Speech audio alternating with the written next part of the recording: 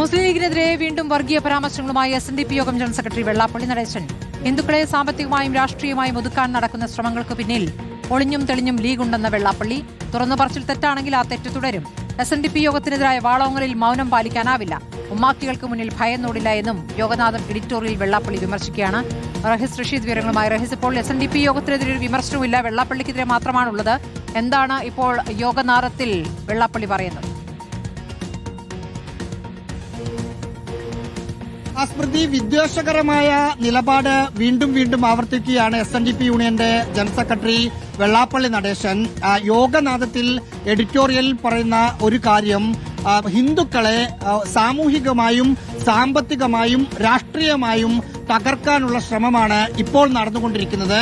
അതിന് പിന്നിൽ ഒളിഞ്ഞും തെളിഞ്ഞും മുസ്ലിം ലീഗ് എന്ന രാഷ്ട്രീയ പ്രസ്ഥാനമുണ്ട് എന്ന ഒരു പരാമർശം അദ്ദേഹം നടത്തുന്നു.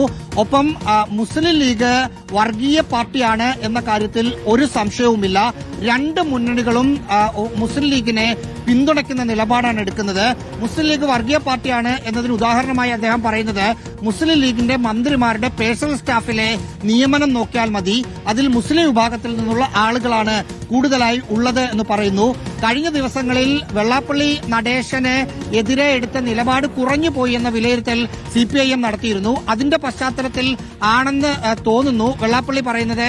ഞാൻ പറയുന്നത് തെറ്റാണ് എന്ന് ചിലർ പറയുന്നു, ആ പറയുന്നതൊക്കെ ശരിയാണ്, ആ തെറ്റ് ഇനിയും ആവർത്തിച്ചുകൊണ്ടേയിരിക്കും. അതായത് തന്റെ നിലപാടിൽ ഒരു മാറ്റവും ഏതെങ്കിലും തരത്തിലുള്ള വിമർശനങ്ങൾ വന്നു എന്നതിന്റെ പേരിൽ ഉണ്ടാകില്ല എന്നാണ് വെള്ളാപ്പള്ളി പറയുന്നത്.